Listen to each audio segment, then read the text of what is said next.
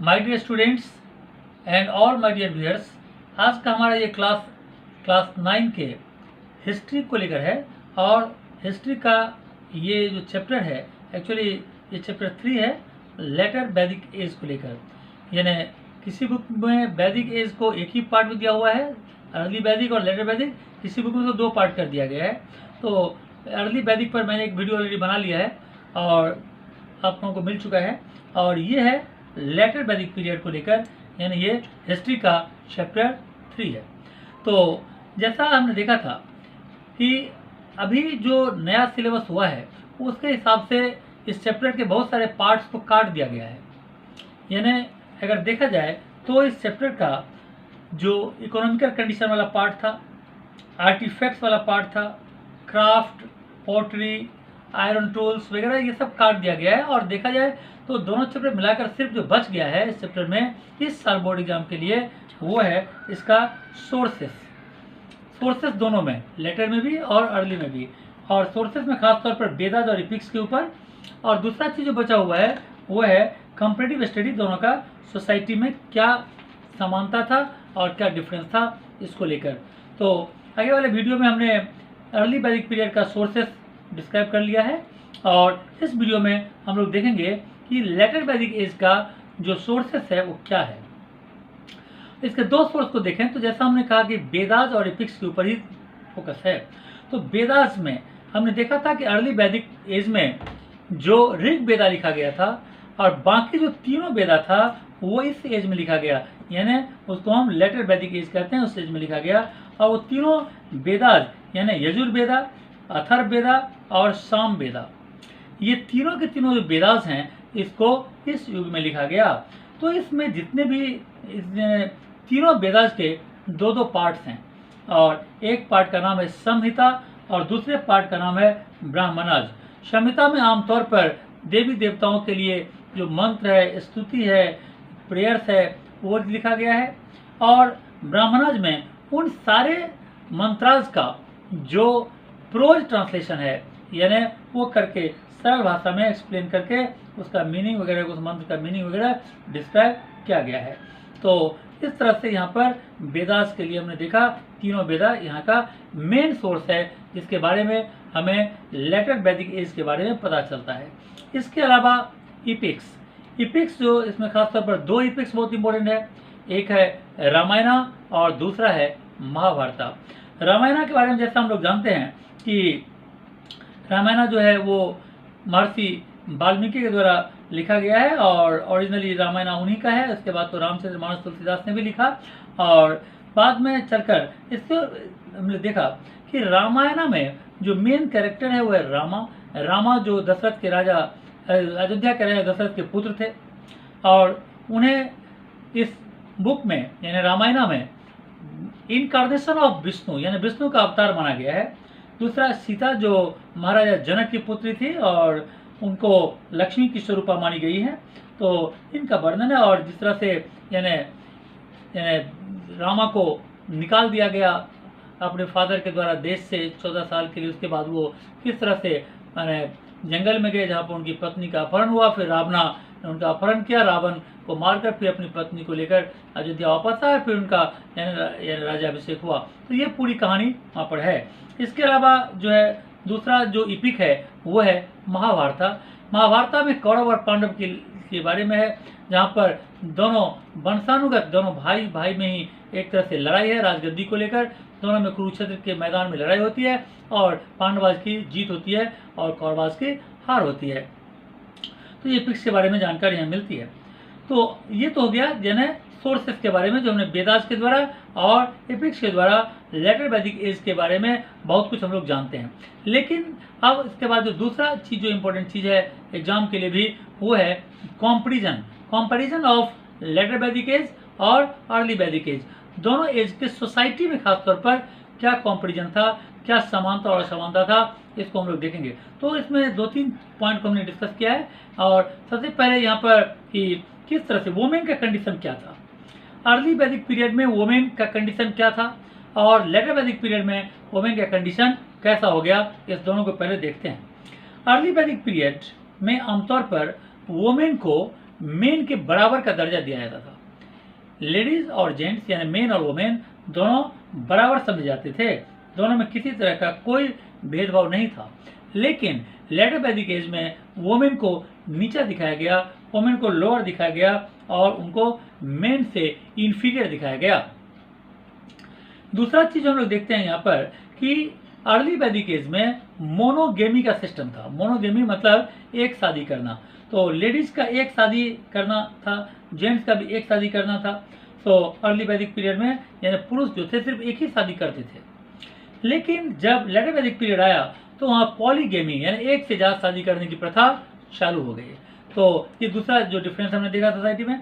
तीसरा देखा हमने कि जो अर्ली वैदिक पीरियड था उस अर्ली वैदिक पीरियड में विडो रीमैरिज का सिस्टम था, यानी अगर कोई विडो हो गई तो दोबारा शादी कर सकती है। लेकिन जब लेटर वैदिक पीरियड की बात आई तो यहाँ पर विडो को दोबारा शादी करने के लिए ऐसा कोई रूल नहीं था, यानी इस चीज को यानी लोग खराब मानते थे।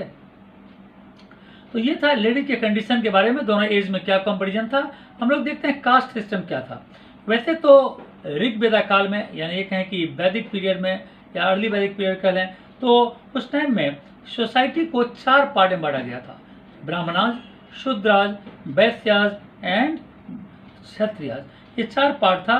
और लेकिन इन चारों में सबका अपना अपना कर्म के हिसाब से उनका बंटवारा होता था। लेकिन लेटर वैदिक पीरियड जब आया तो 4 वर्ण जरूर था, यहाँ भी 4 वर्ण था, लेकिन ब्राह्मण और क्षत्रियाज इन दोनों ने अपना पोजीशन समाज में काफी स्ट्रॉन्ग कर लिया और वो बाकी दोनों ग्रुप के जो लोग थे यानी वैश्याज और शूद्राज के लिए इन्होंने एक तरह से बहुत बड़ा डिफरेंस क्रिएट कर दिया। उनके साथ ये लोग अच्छा व्यवहार नहीं करते थे, उन्हें इंफीरियर मानते थे। दूसरा डिफरेंस अगर हम कहें तो ये हो सकता है कि लेटर वैदिक पीरियड में बहुत सारे यानी कास्ट ग्रुप डेवलप हुए। जो 4 वर्ण था, ब्राह्मण, क्षत्रिय, शूद्राज, वैश्य, वो तो था ही, लेकिन यहाँ पर बहुत सारे और भी अदर ग्रुप्स यहाँ पर फॉर्म हो गए और उसमें आमतौर पर देख सकते हैं जैसे मर्चेंट का एक कास्ट हो गया, अलग हो गया। इसके बाद चैरियोटर का क्लास अलग हो गया, स्मिथ का class, black Smith, gold Smith, इनका क्लास अलग हो गया। तो एक अलग अलग कई सब कास्ट भी यहाँ पर आ गए। इसके अलावा हम ये कहें तो अर्ली वैदिक पीरियड में जो कास्ट का सिस्टम था वो किसी व्यक्ति के इंटरेस्ट या टैलेंट के ऊपर ही उनको कास्ट मिलता था। कि यदि किसी व्यक्ति को अगर यानी पढ़ने लिखने पूजा पाठ वगैरह में इंटरेस्ट है तो ब्राह्मणाज होगा, अगर वो बहादुर है, काफ़ी निर्भीक है, वीर है वो तो क्षत्रियाज होगा, अगर वो खेती बाड़ी बिजनेस व्यापार में इंटरेस्ट रखता है तो वैश्याज होगा, और अगर ऐसा कुछ भी नहीं है तीनों में से, वो एकदम कोई टैलेंट नहीं है, कुछ भी नहीं है, तो उसको शूद्राज कैटेगरी में रख दिया जाता था। लेकिन लेटर वैदिक पीरियड में अगर क्या हो गया तो इनका एक वंशानुगत सिस्टम हो गया, मतलब ब्राह्मण का बेटा ब्राह्मण होगा, क्षत्रिय का बेटा क्षत्रिय, वैश्य का बेटा वैश्य होगा और शूद्र का बेटा शूद्र होगा। एक वंशानुगत सिस्टम यहाँ पर चालू हो गई। तो ये हमने देखा कि कास्ट सिस्टम में ये 3 तरह का डिफरेंसेस दोनों पीरियड में देखा गया। तो इसके अलावा ये तो हमने देखा, और रिलीजियस बिलीफ के बारे में देखेंगे। दोनों पीरियड में रिलीजन के मामले में क्या डिफरेंस था। तो रिलीजन के मामले में देख सकते हैं कि जो अर्ली वैदिक पीरियड के लोग थे वो आमतौर पर नेचर गॉड की पूजा करते थे। नेचर गॉड जैसे आकाश की पूजा, धरती की पूजा, वरुण की पूजा, सूर्य की पूजा, इंद्र की पूजा, तो ये सब जो गॉड थे इनको माना जाता था। जैसे इंद्र हुए तो इनको रेन गॉड माना जाता था, अगर यानी यहाँ पर पवन देव हुए तो उनको यानी वायु का देवता माना जाता था। इस तरह का सिस्टम था।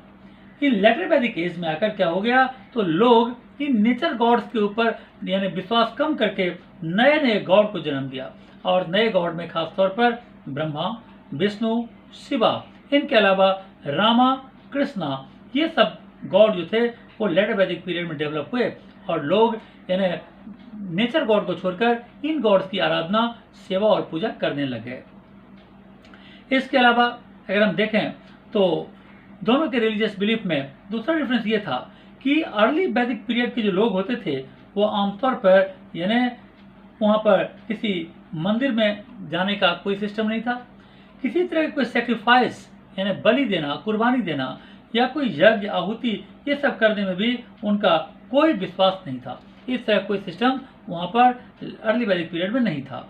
लेकिन जब लेटर वैदिक पीरियड आया तो यहाँ पर बहुत सारे यानी इस तरह की चीज़ भी आ गए, जैसे यज्ञ करना, इसके अलावा यानी पूजा पाठ करना, अलग अलग तरह के रिचुअल्स यहाँ पर आ गए, चार्म्स एंड स्पेल्स यानी जादू मंत्र टोना, ये सब चीज़ में यहाँ पर ज़्यादा आ गया, और मंदिर मस्जिद वगैरह का भी सिस्टम आ गया।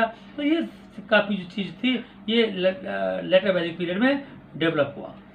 इसके अलावा अगर हम देखें तो एक और डिफरेंस कर सकते हैं कि अर्ली वैदिक पीरियड में पूजा पाठ करने वाले प्रिस्टली क्लास के लोग का कोई खास जाति नहीं होता था। जो व्यक्ति को पूजा पाठ में इंटरेस्ट है वो अपना पूजा पाठ करा सकता है।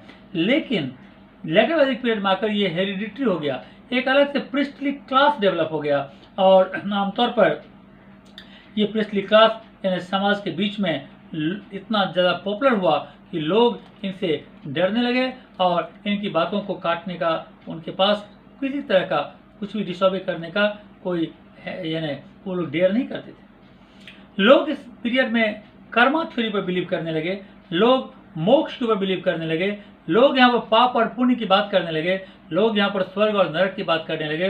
तो लेटर वैदिक पीरियड में यह सब डिफरेंस हुआ जो अर्ली वैदिक पीरियड में नहीं था। तो इस तरह से हमने देखा कि जो रिलीजन का डिफरेंस है वो, इसके अलावा हमने देखा कि जो यानी कास्ट सिस्टम का डिफरेंस है वो, वुमेन के कंडीशन में डिफरेंस है वो। तो तीन तरह से हमने सोसाइटी को एक तरह से कंपेयर किया कि दोनों सोसाइटी में क्या डिफरेंस था। इसके अलावा अगर हम देखें तो हम ये कह सकते हैं कि जो यानी कितने आश्रम थे।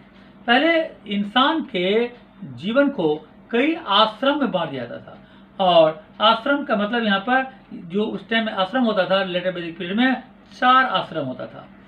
यानी इंसान की जिंदगी को 4 आश्रम में डिवाइड किया गया था। पहला आश्रम था ब्रह्मचर्य आश्रम, और प्रत्येक आश्रम का उम्र था 25-25 साल। यानी अगर 100 साल एवरेज अगर इंसान की जिंदगी है तो उसका 4 आश्रम है। पहला आश्रम जिसका नाम होता था ब्रह्मचर्य आश्रम, ये आमतौर पर 0 ईयर से लेकर 25 साल तक, 25 साल से लेकर 50 साल तक होता था गृहस्थ आश्रम। गृहस्थ आश्रम से जाता था लोग 50 साल से 75 साल तक होता था वानप्रस्थ आश्रम, और 75 से 100 साल तक होता था संन्यास आश्रम। तो इस तरह से ये 4 आश्रम में डिवाइड था। तो इस तरह से इस चैप्टर में जितनी भी बातें थी जो हमारे सिलेबस से रिलेटेड चीज़ें थी उनको हमने डिस्कस कर लिया है, और इन सारे चीज़ों से के साथ ही इस चैप्टर का काम खत्म होता है। यानी दोनों चैप्टर को, अर्ली वैदिक और लेटर वैदिक को एक साथ कंपेयर करके ही एग्जाम में क्वेश्चन आता है, इसलिए दोनों को एक ही चैप्टर के रूप में ट्रीट करके हम लोग पढ़ सकते हैं। तो इस तरह से ये चैप्टर खत्म होता है। अगर ये वीडियो तुम्हें अच्छा लगा हो इसे लाइक करना और ज़्यादा से ज़्यादा लोगों के बीच में शेयर करना। Okay, thank you and God bless you.